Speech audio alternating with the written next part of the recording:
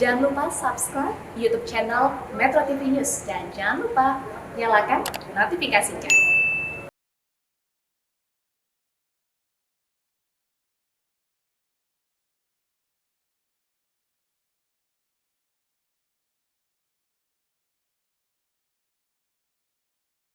Bidang pertambangan dan perkebunan, baik BUMN dan anak usahanya maupun swasta, untuk mengutamakan kepentingan dalam negeri.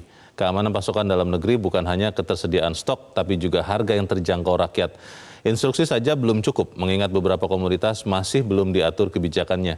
Berbulan-bulan masyarakat harus menanggung beban mahalnya kebutuhan pokok yang melonjak hingga 2 kali lipat.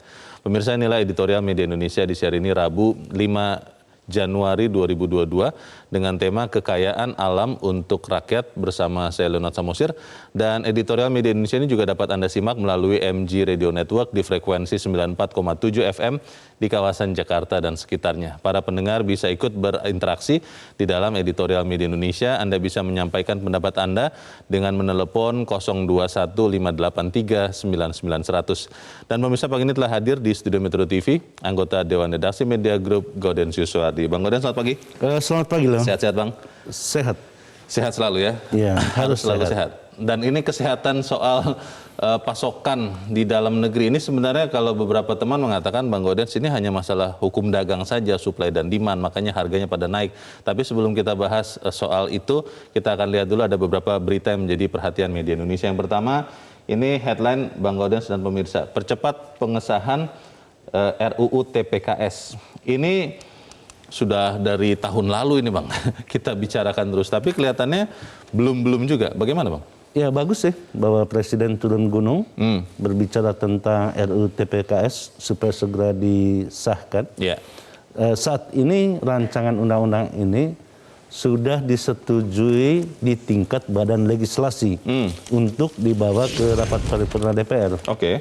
Akan tetapi memasukkan agenda pembahasan RUU TPKS ke dalam rapat paripurna itu yang tidak berhasil selama ini. Masih gagal gitu. Apa sebetulnya ganjalannya? Kenapa tidak segera kemudian ini dijadikan undang-undang sih? Yang pertama, belum bisa dijadikan undang-undang sebelum dibahas. Oke. Nah, posisinya sekarang itu untuk disetujui, apakah rancangan undang-undang ini disetujui sebagai usul inisiatif DPR atau tidak. Karena itu butuh diparipurnakan. Oke. Kalau disetujui sebagai usul inisiatif DPR, itu artinya segera setelah itu meminta surat pengantar presiden. Oh. Nah, di sini dalam kaitan itu presiden lebih proaktif, bahkan memerintahkan dua menterinya untuk menyiapkan daftar inventarisasi masalah. Presiden rupanya sudah membaca secara saksama naskah rancangan undang-undang itu dan memang harus disahkan. Oke, jadi harusnya tinggal tunggu waktu saja pengesahan itu. Ya, mesti dibahas di DPR dan jangan sampai, ingat lagi, jangan sampai tanpa melibatkan partisipasi publik. Kalau tidak nanti batal lagi di MK. Kalau enggak nanti ada keputusan yang agak menarik itu ya. Ya, betul. Dinyatakan tetap berlaku tapi harus diperbaiki dalam sekian tahun. Inkonstitusional bersyarat. Nah, itu pelajaran bagus untuk mahasiswa hukum, Bang. Baik, kita pantau nanti sama-sama bagaimana undang-undang TPKS itu. Kita ke berita selanjutnya, kali ini dari halaman 2, halaman dalam di harian Anda, pemirsa. Jika khawatir COVID, siswa boleh tidak ikut PTM. Ini teorinya, Bang Gauden. Pertanyaannya adalah apakah kemudian semua sekolah benar-benar bisa memberlakukan itu? Ya, kalau kita memperhatikan secara saksama keputusan bersama 4 menteri pada tanggal 21 Desember 2021, tegas sekali kok bahwa untuk daerah-daerah yang disebut daerah khusus itu ada sekitar 4.000 daerah di Indonesia yang disebut daerah khusus yang terkait dengan COVID itu boleh melakukan pembelajaran tatap muka 100%. Itu level 1 berarti ya? Ada syarat-syaratnya. Syarat-syaratnya itu minimal itu vaksinasi 80% dan ada juga syarat vaksinasi lansianya di situ. Nah, di dalam peraturan menteri itu tegas sekali dikatakan bagi orang tua yang merasa keberatan anaknya ikut PTM dibolehkan menyampaikan keberatan itu sampai semester ganjil berikutnya, itu berarti sampai di bulan Juli. Iya, sampai Gitu. setengah tahun ini ya. Iya. Dan itu tetap perhatian guru sekolah tetap harus full juga kepada siswa yang mengikuti online begitu ya? Ya, itu kewajiban guru untuk melayani keinginan orang tua, Iya. apakah mau mengikuti PTN Iya. atau PJJ, pembelajaran jarak jauh itu ya. Oke, kita harapkan perhatian dari sekolah benar-benar sama kepada siswa yang PTM maupun yang PJJ dan semoga tidak ada penularan baru ya. Iya. Kita tinggalkan itu, kita ke halaman 4. Pemirsa, Anda bisa lihat di kolom hukum, 2 mantan Direktur Utama Asabri divonis 20 tahun penjara. Wah, ini mungkin untuk para nasabah khususnya Bang Gaudens berita yang baik. Tapi benar begitu atau bagaimana? Ya, ini kan masih keputusan tingkat pertama ya. Kita lihat lagi nanti apakah sama juga kalau misalnya dinaikkan lagi sampai ke tingkat kasasi. Kalau banding dan seterusnya begitu ya? Biasanya sih di tingkat kasasi itu ada perubahan-perubahan juga. Perubahan ada yang lebih ringan gitu ya. Oh, oke. Ya. Jangan sampai itu terjadi. Iya. Apalagi jangan juga sampai di dalam penjara nanti malah mendapatkan fasilitas lebih enak lagi gitu. Oke. Tapi kalau kita melihat ini hukumannya bukan hanya 20 tahun penjara, 20 tahun penjara saja sudah keras harusnya ya. Tapi juga didenda 800 juta, lalu juga 750 juta dan harus membayar uang pengganti 64,5 miliar. Ini berarti mulai tegas ini Bang. Itu hukum tambahan. Hampir di setiap putusan terkait korupsi itu kan selalu ada putusan untuk mengembalikan kerugian negara. Iya. Pertanyaannya apakah ada aturan hukum yang memaksa untuk mengembalikan itu? Ini pertanyaannya. Oke. Karena sampai sekarang itu kan undang-undang perampasan aset itu belum juga disahkan oleh DPR. Juga belum. Jadi banyak hal-hal undang-undang yang menjadi perhatian masyarakat dan dirasakan penting sekali tapi masih mentok di DPR. Oke, ya ini juga pertanyaan kita karena yang namanya Dewan Perwakilan Rakyat kan mewakili kita ya, rakyat ya. Bagaimana mereka benar-benar membawakan aspirasi rakyat. Bukan Dewan Perwakilan Partai gitu ya. Oke, bukan Dewan Perwakilan Partai. Baik, kita tinggalkan berita itu, kita ke editorial. Editorial hari ini diberi tajuk Kekayaan Alam untuk Rakyat.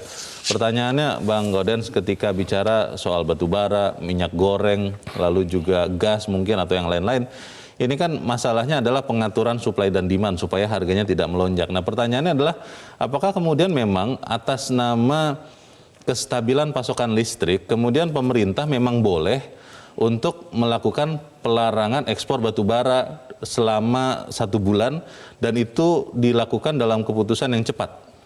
Ya, kalau perencanaan yang bagus sih tidak seperti itu. Itu kan keputusan ad hoc atau keputusan yang sangat urgent dilakukan. Darurat ya? Darurat.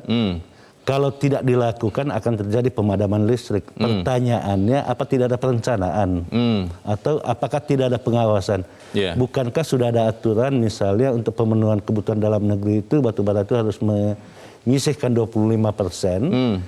Jangan-jangan ketika harga naik di pasar internasional, seluruh pasokan itu keluar negeri, di dalam negeri kekosongan. Pertanyaannya, apakah selama ini pemerintah, khususnya Kementerian SDM itu melakukan pengawasan yang ketat atau tidak?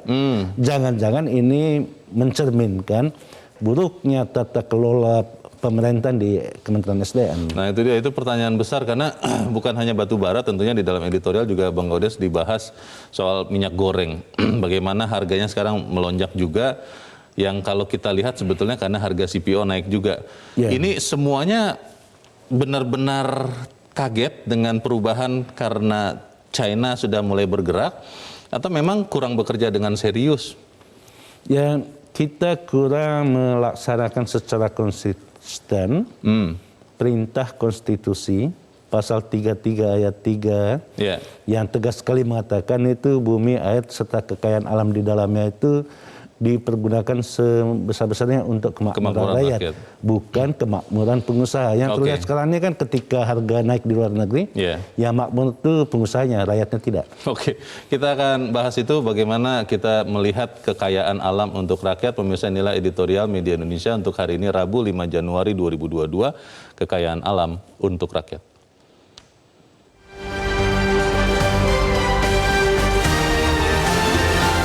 Kekayaan alam untuk rakyat.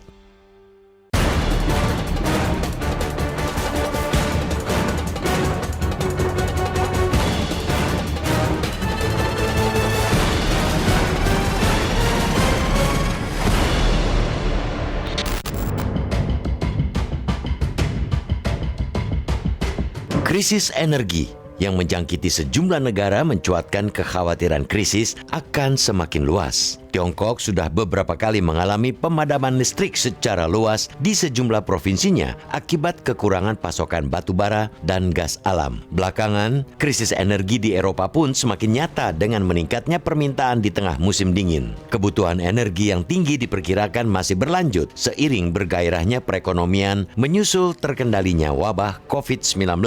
Apalagi WHO cukup optimistis pandemi COVID-19 bakal usai tahun ini. Harga sumber-sumber daya energi di pasar global terus merangkak naik. Dengan semakin tingginya harga, daya tarik untuk mengekspor sumber energi kian besar. Pemerintah Indonesia pun terpaksa mengambil langkah drastis, melarang ekspor batu bara. Larangan yang berlaku sepanjang bulan ini tersebut bisa dimaklumi karena pemerintah tidak ingin mengambil risiko. Ketergantungan yang tinggi terhadap batu bara untuk memproduksi listrik dalam negeri menyisakan sedikit pilihan. Saat ini, tidak kurang dari 61% pasokan energi listrik nasional bersumber dari batu bara. Tentu saja larangan ekspor tidak bisa dilakukan terus-menerus. Pemerintah perlu bergerak cepat melakukan evaluasi kebijakan Domestic Market Obligation atau DMO agar lebih selaras dengan besaran kebutuhan dalam negeri dan benar-benar dipatuhi seluruh perusahaan pertambangan. Bukan hanya batu bara yang mendapat perhatian, sumber energi lain seperti gas alam dan minyak sawit juga tidak bisa dibukakan keran ekspor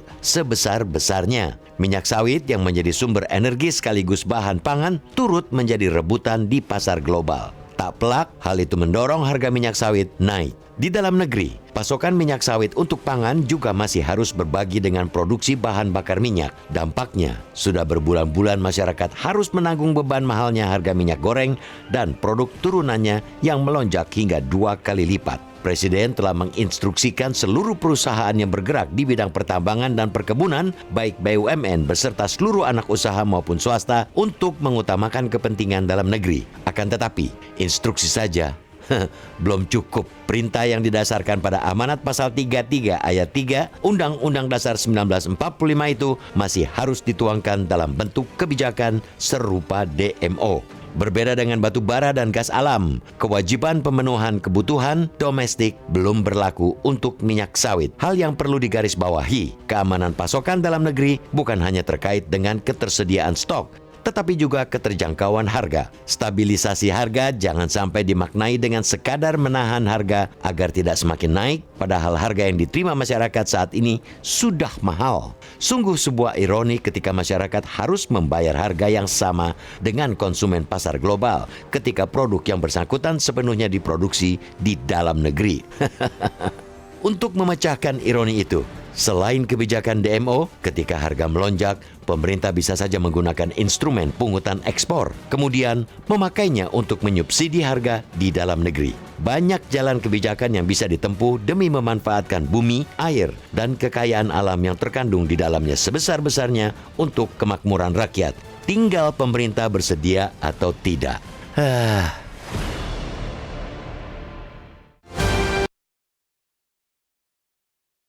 Pemirsa, Anda bisa ikut menyatakan pendapat Anda di bagian berikut selepas jeda. Pemirsa, untuk saat ini tetaplah bersama kami.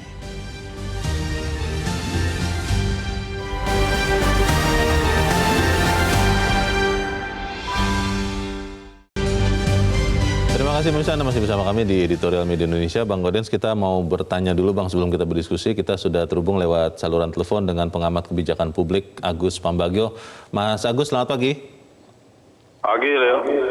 Ya, Mas Agus, kita melihat pemerintah harus melarang ekspor batu bara 1 bulan Januari ini karena kebutuhan untuk PLN terancam, pemadaman akibatnya. Tapi di saat bersamaan kita juga lihat ada kenaikan harga-harga terutama energi dan komoditas. Ada harga minyak goreng yang karena CPO naik, juga harga gas. Nah, pertanyaannya Mas Agus, ini sudah terantisipasi oleh pemerintah, masing-masing kementerian yang bertanggung jawab, Atau memang ini di luar kuasa pemerintah karena pergerakan atau geliat ekonomi Cina?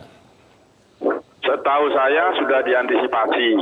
Karena kan waktu menahan harga TBL tidak naik, harga BBM tidak naik, misalnya gitu, itu kan sudah diantisipasi dengan kemungkinan tren dunia yang akan meningkat, termasuk musim lah, termasuk scarcity dari sumber daya alamnya. Udah dihitung, saya udah beberapa kali juga berdiskusi dengan para dirjennya. Jadi ya memang sudah diantisipasi. Kalau kemarin kan berbau politisnya kenceng. Nah sekarang sudah nggak tahan kan anggaran juga habis-habisan buat pandemi. Jadi ya pasti nggak mungkin nggak listrik, BBM segala macam akan naik. Makanya kan premium dan pertalite juga akan dihilangkan tahun ini. Padahal premium dulu sudah pernah hilang tapi dimasukin lagi. Jadi ya salahnya pemerintah sendirilah. Mas Agus, ini kita kan ingat Undang-Undang Dasar 45 bahwa bumi, air, kekayaan terkandung di dalamnya dikuasai oleh negara, dimanfaatkan sebesar-besar untuk kemakmuran rakyat. Kalau misalnya batu bara, kemudian CPO diperlakukan seperti itu, dikuasai sepenuhnya oleh negara, langkah maju atau langkah mundur itu, Mas? Ya sekarang kan di dunia ini nggak bisa lagi negara menguasai bagaimana, kan itu semua pasar. Kita kan sudah menganut pasar bebas.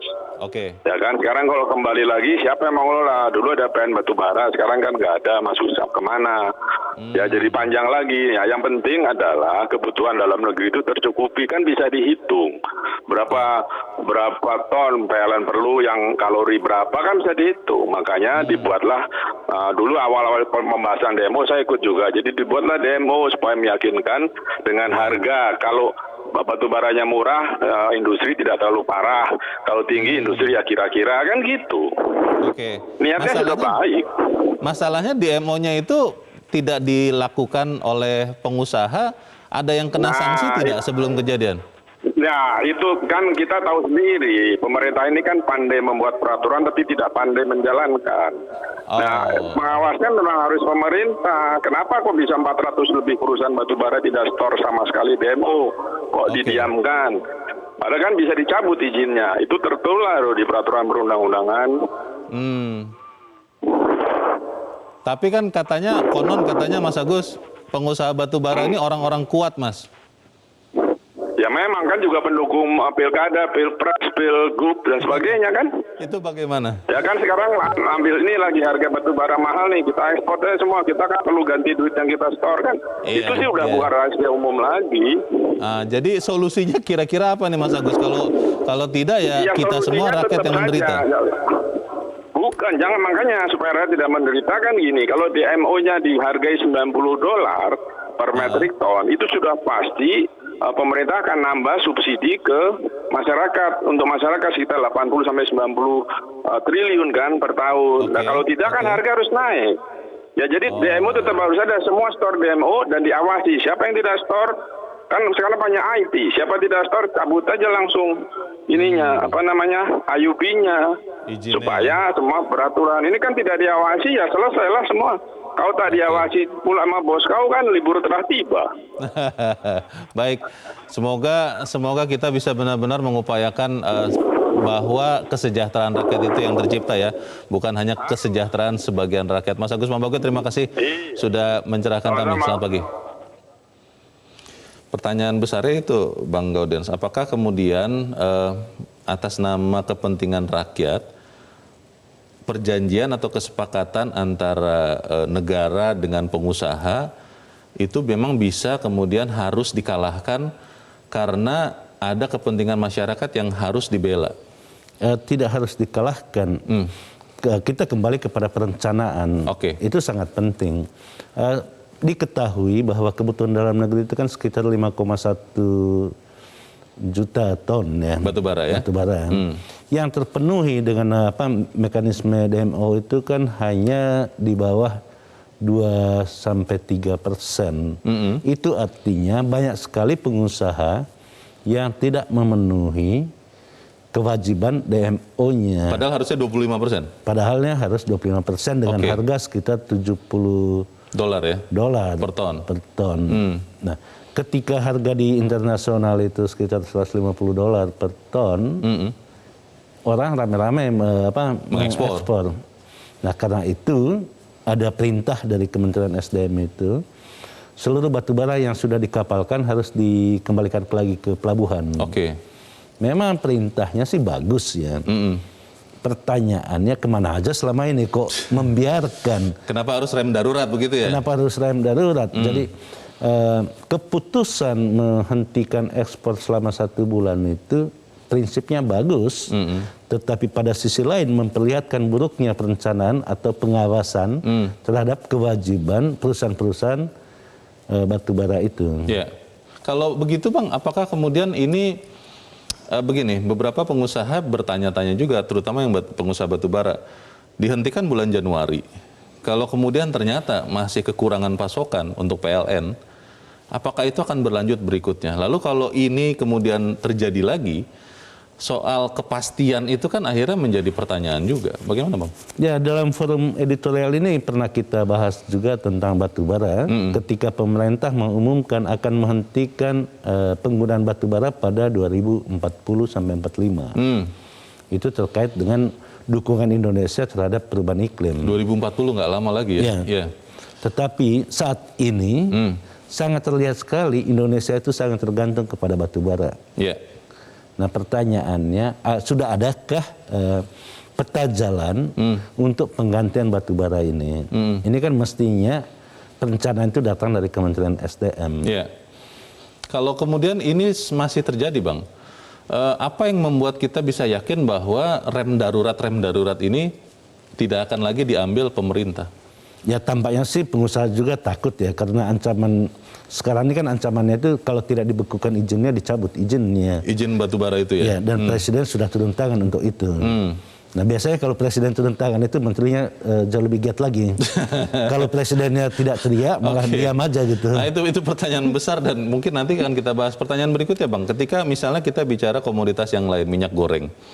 Ini kan lalu gas juga. Tadi malam saya baru mengganti gas, harganya naik per tabung itu 25.000 Bang rupiah. Nah ini tahun-tahun sebelumnya kita melihat ada kenaikan harga tapi tidak melonjak. Apa yang beda dari tahun-tahun lalu dengan sekarang? Sebetulnya sih tidak ada bedanya. Cuman yang sekarang ini kan seperti tiba-tiba semuanya. Iya. Misalnya kenaikan gas, itu kan gas yang tidak disubsidi. Tetapi yang 5 kg itu tetap dijaga harganya. Disubsidi pemerintah. Oke. Yang harus diawasi itu jangan sampai orang kaya itu menggunakan gas 5 kg karena mendapat subsidi gitu. Salah guna ya. Ya, itu yang harus diawasi. Terkait dengan minyak goreng misalnya, memang tidak diputuskan atau tidak ada aturan untuk melarang mengekspor CPO, tetapi pemerintah akan melakukan apa yang disebut operasi pasar dengan menggelontorkan minyak goreng ke pasar. Sebetulnya terlambat juga sih, ketika harga masyarakat itu sudah hampir 1 bulan ya, sudah hampir 1 bulan itu membeli minyak goreng itu sekitar 18.000 di pasar itu. Harganya sudah naik banyak? Naiknya berlipat-lipat, tetapi kebijakannya baru akan gitu ya, belum diputuskan, baru akan diputuskan gitu. Masyarakat masih menunggu rapat untuk memutuskan apakah menggelontorkan operasi pasar atau tidak. Ya mestinya sih negara ini kalau dikelola secara sistematis, ada alarm yang lebih dini lagi. Mestinya tidak seperti sekarang ini. Kok seperti awal tahun ini segala sesuatunya serba kaget-kaget gitu kan. Dapat banyak kejutan ya.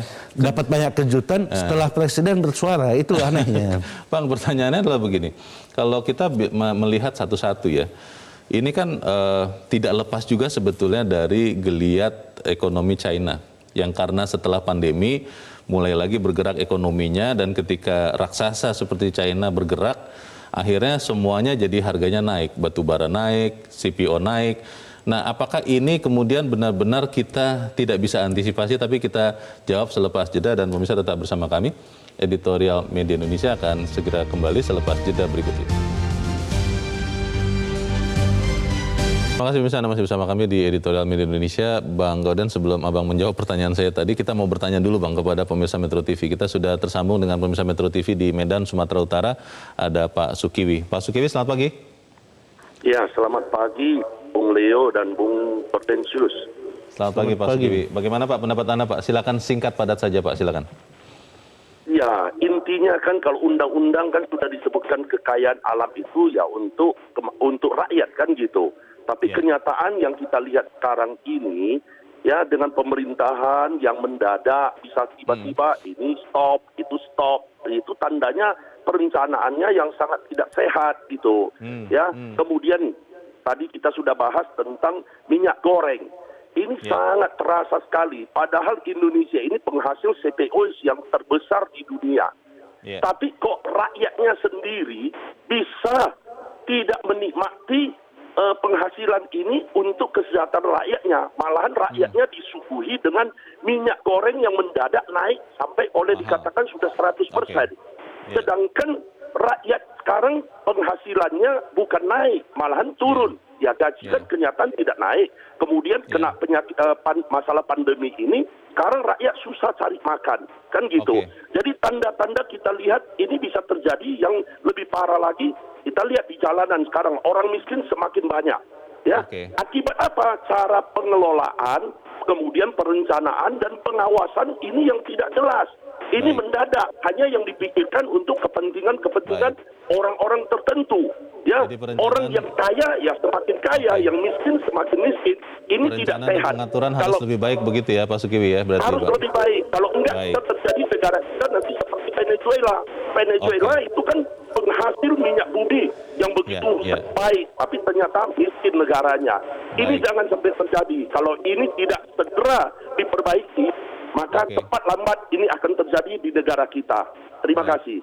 Terima kasih Pak Sukiwi di Medan, Sumatera Utara. Selamat pagi Pak. Di belakang Pak Sukiwi ada Pak Edward di Curug Bengkulu. Pak Edward, selamat pagi. Selamat pagi Bung Leonard, selamat pagi Bung Gauden.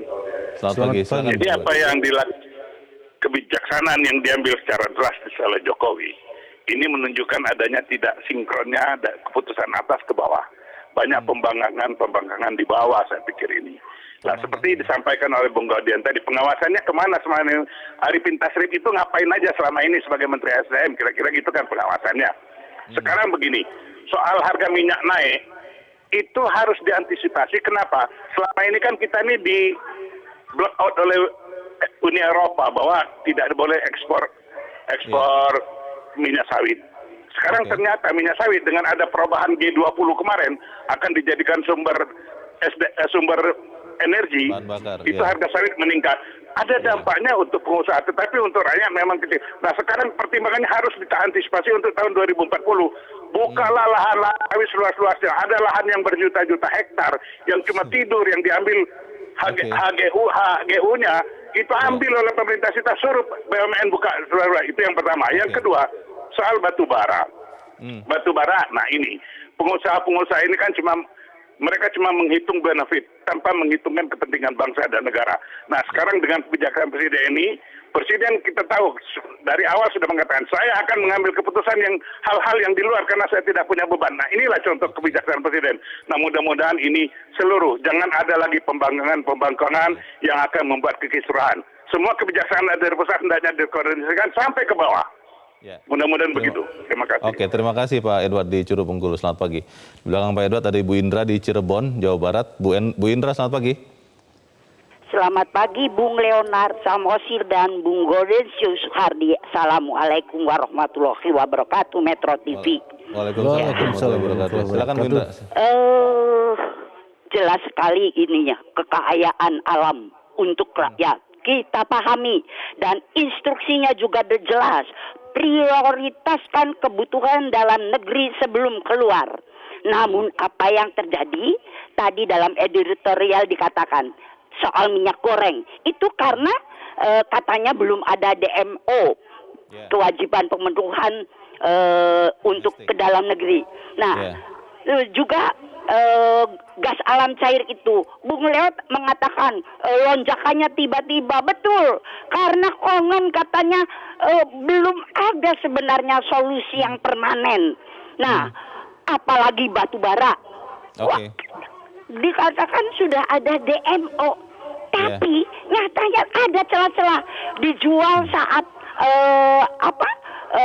rendah ke ke dalam, tapi pada saat tinggi itu diekspor. Itu katanya karena nggak ada DMO yang terjadwal. Nah, jadi benang merahnya adalah ini aturan, Bung Leo. Aturannya jangan dibuat seperti Tom and Jerry saling mengintai dan menangkap. Iya. Nah, tadi kalau Bung Leo katakan ada orang-orang kuat dan Bapak yang tadi saya bukan mengatakan itu orang-orang kuat, tapi orang-orang serakah yang selalu membuat bagaimana aturan itu untuk menguntungkan dirinya sendiri. Karena kalau yang sudah betul, bukankah mulai terasa bahwa kekayaan alam ini dirasakan oleh rakyat. Jadi hilangkan itu Tom and Jerry. Assalamualaikum warahmatullahi wabarakatuh. Waalaikumsalam warahmatullahi wabarakatuh. Terima kasih Bu Indra di Cirebon, Jawa Barat. Di belakang Bu Indra ada Pak Tasrik Usman di Banjarmasin, Kalimantan Selatan. Pak Tasrik, selamat pagi. Selamat pagi Mas Leo, selamat pagi Bang Godensius. Selamat pagi. Bagaimana Pak Tasrik, pendapat Anda? Singkat padat saja Pak.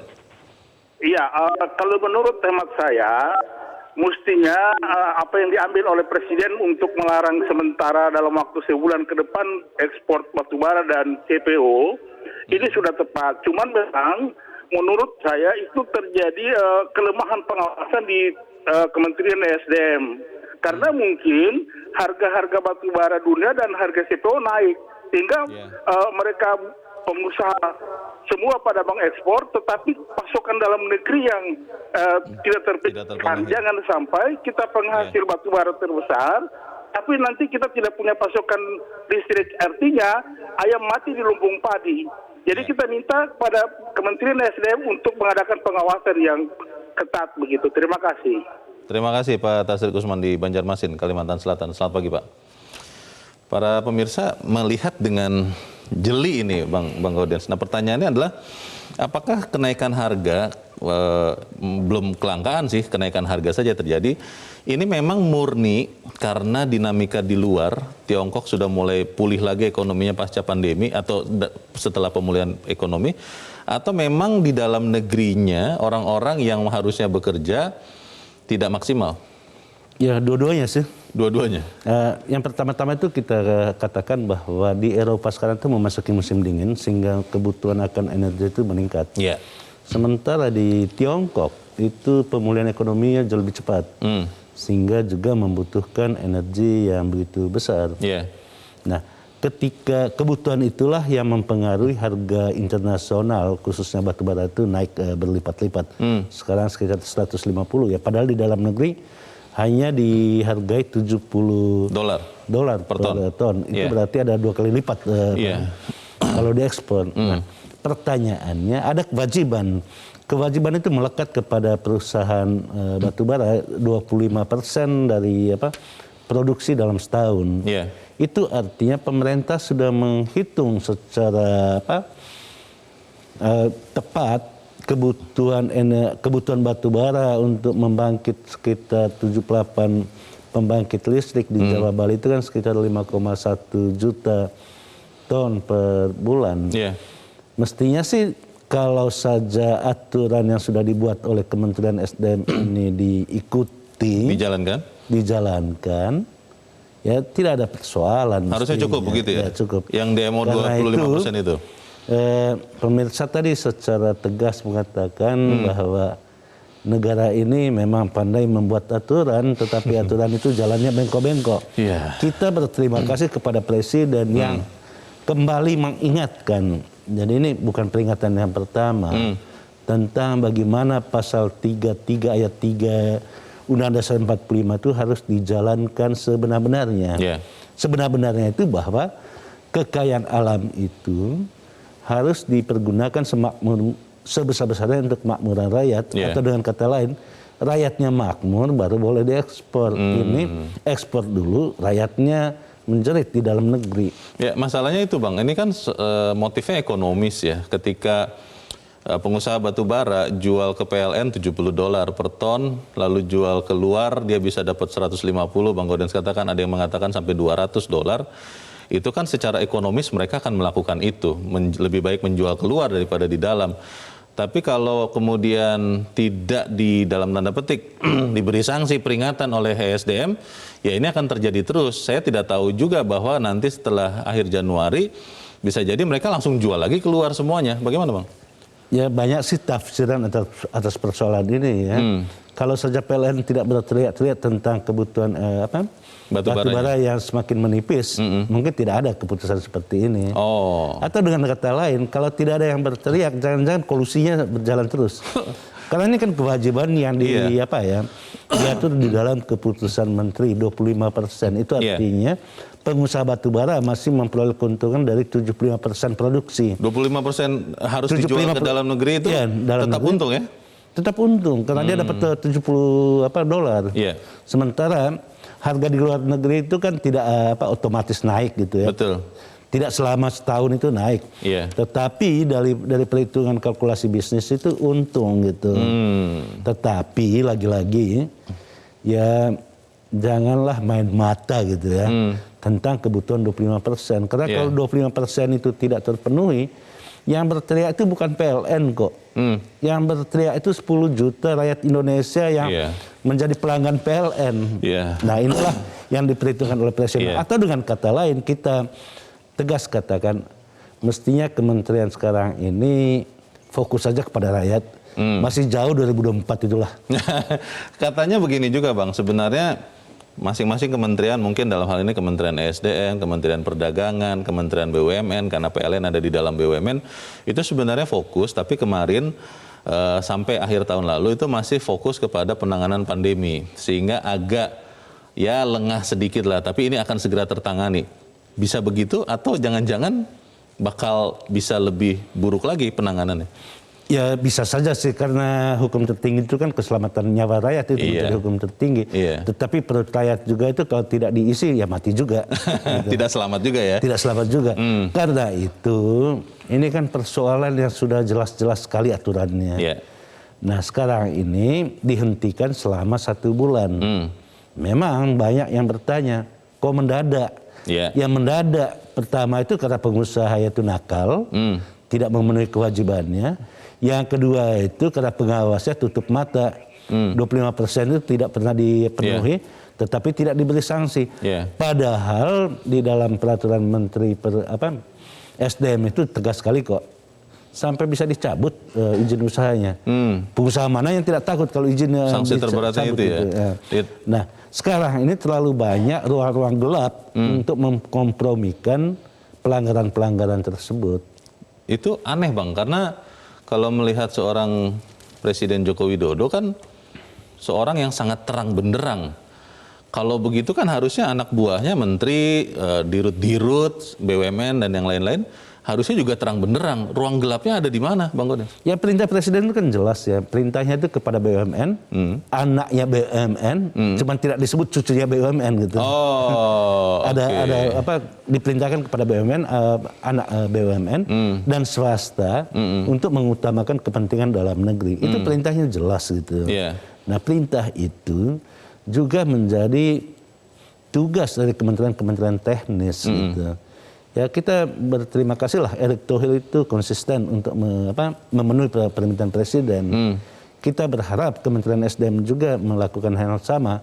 Juga Kementerian Perdagangan yang terkait dengan CPO. Jangan sampai setelah minyak goreng, setelah gas, dan setelah batu bara muncul lagi kasus-kasus lainnya. Jika ini yang terjadi, kita harus tegas katakan sebaiknya Presiden turun tangan terus-menerus gitu. Jadi ini kan sekarang ini karena Presiden teriak, Presiden berbicara, baru menjadi perhatian orang. Sama seperti rancangan undang-undang tadi itu. Kalau Presiden tidak umumkan, tidak menyatakan sikapnya secara terbuka, ya abu-abu jadinya. Sekarang ini menjadi terang benderang semuanya. Iya sih Bang, tapi masalahnya kan jadi sangat repot ya kalau semua urusan harus diurus oleh seorang presiden langsung. Kalau begitu, ya bagaimana pembantu-pembantunya Bang? Ya kan pembantunya itu bisa diangkat dan dipecat oleh presiden.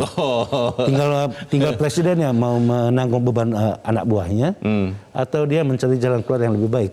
Setelah ini memang kita akan prioritaskan pemenuhan listrik ya. Sudah diambil langkah darurat 1 bulan tidak boleh ekspor batu bara supaya PLN terpenuhi. Lalu operasi pasar minyak goreng tadi Bang Gaudens katakan untuk menstabilkan harga minyak goreng. Tapi pertanyaannya, setelah ini semua, apakah tidak ada evaluasi Bang terhadap kinerja para pembantu dan juga mungkin dirut-dirut BUMN? Tapi kita harus jeda dahulu Bang Gaudens dan pemirsa tetap bersama kami. Editorial Media Indonesia segera kembali selepas jeda berikut ini. Masih bisa Anda masih bersama kami dan kita di bagian akhir dari diskusi kita pagi ini. Bang Gaudens, tentunya setelah kita bisa menstabilkan harga ya, karena itu yang dirasakan rakyat, kita menjadi bodoh kalau kemudian tidak mengevaluasi apa yang terjadi dan melakukan langkah perbaikan. Perlu apa tidak Bang? Ya, pada tingkat kenegaraan, Presiden itu selalu mengevaluasi menterinya secara periodik. Kalau belum diganti itu berarti masih bagus menterinya. Oke. Tetapi kita tahu bahwa Presiden sendiri yang berbicara kemarin secara terbuka untuk mengutamakan kepentingan domestik, kepentingan dalam negeri daripada diekspor gitu ya. Dan itu sudah berjalan gitu. Mudah-mudahan ini dikawal dengan baik, jangan sampai suatu saat lagi seperti ini kejadiannya. Jangan tiba-tiba gitu, itu yang pertama. Yang kedua, di tingkat BUMN itu seluruh direksinya juga dievaluasi secara berkala, bahkan pergantian dirut BUMN itu jauh lebih sering dilakukan saat ini, sampai-sampai belum bekerja sudah diganti. Ada ya? Ada, banyak sekali itu. Belum bekerja sudah diganti. Oke. Kita mengapresiasi Kementerian BUMN yang terus mencari yang terbaik untuk memimpin BUMN. Ya kita berharap orang bekerja dulu baru dievaluasi, sehingga ada alat ukurnya untuk menggantinya dan tidak membuat publik terkaget-kaget. Terkait dengan PLN, kinerja PLN sejauh ini bagus gitu. Yang menjadi persoalan itu adalah bahan baku untuk kebutuhan kebutuhan listriknya. Pembangkitan listrik. Dulu pernah kita menggagas misalnya, kenapa sih pembangkit listrik itu tidak dibangun di mulut tambang gitu? Supaya mendekatkan Kenapa mesti membawa bahan baku itu dari Sumatera ke Cilegon misalnya, kan jauh sekali gitu. Dari Kalimantan ke Jawa juga.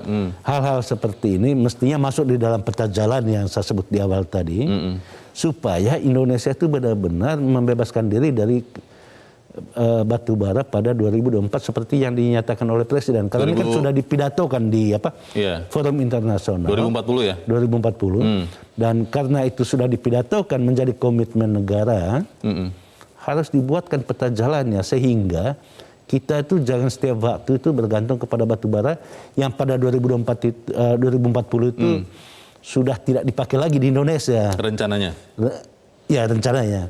Karena itu carilah energi alternatif. Dalam kerangka itu kita harus katakan ternyata batu bara itu banyak masalahnya. Sama seperti pengusaha batu bara yang banyak masalah juga. Karena tidak memenuhi kewajiban 25%. Ya kenapa kita tidak mulai beralih kepada angin atau sekalian kepada energi nuklir. Harus dipertimbangkan energi yang bebas polusi itu salah satunya nuklir. Gitu. Pertanyaannya Bang, kapan atau bagaimana kita bisa mendapat kepastian bahwa masalah seperti ini tidak akan terjadi lagi? Karena sekian puluh tahun yang lalu saya masih ingat soal pasokan batu bara itu sempat membuat pemadaman bergilir di Pulau Jawa karena batu bara untuk pembangkit listrik PLN itu berkurang dan itu menyebabkan seorang direktur PLN waktu itu harus diganti. Nah, ini kan masalah sudah pernah terjadi. Jokowi memastikan bahwa berani mengambil keputusan tidak populer untuk kepentingan rakyat. Apakah itu akan terjadi? Ya, ini soal relasi antara PLN dan batubara itu kan bisnis to bisnis ya. Sementara regulasinya ada di tangan Kementerian SDM. Kalau ada karut marut terkait dengan pasokan batubara ke pembangkit listrik, yang disalahin itu Kementerian SDM. Karena dia tidak memenuhi kewajiban 25%. Kalau misalnya PLN itu benar-benar membutuhkan lebih dari 25% per pengusaha, kenapa tidak dinaikkan sekalian gitu? Karena argumentasinya itu seluruh kekayaan alam itu harus digunakan sebesar-besar untuk membangun rakyat.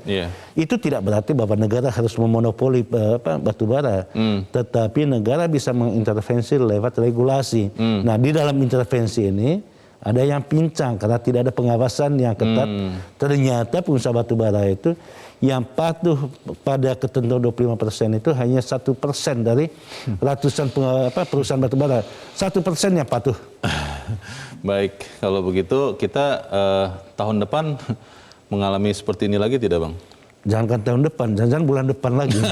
Kalau kita tidak memperbaiki mekanisme pengawasannya. Oke, jadi kembali lagi kita jangan sampai hanya menjadi bangsa yang tadi kata pemirsa Bang pandai membuat peraturan tapi tidak pandai menegakkannya ya. Semoga tidak seperti itu. Ya. Bang Godin, terima kasih sudah hadir di tempat ini, Bang. Selamat pagi. Baiklah. Pemirsa, sungguh menjadi sebuah ironi ketika masyarakat kita harus membayar harga yang sama dengan konsumen pasar global saat komoditas sepenuhnya diproduksi, dihasilkan dalam negeri. Banyak jalan kebijakan yang bisa ditempuh demi memanfaatkan bumi, air, dan kekayaan alam yang terkandung di dalamnya sebesar-besarnya untuk kemakmuran rakyat sesuai dengan amanat Undang-Undang Dasar 45 Pasal 33 Ayat 3. Tinggal pemerintah mau atau tidak. Saya Leonard Samosir, terima kasih Anda sudah menyaksikan. Tetap pakai masker Anda karena pandemi COVID ini masih ada. Dan kalau tidak perlu, tidak usah kemana-mana. Selamat pagi.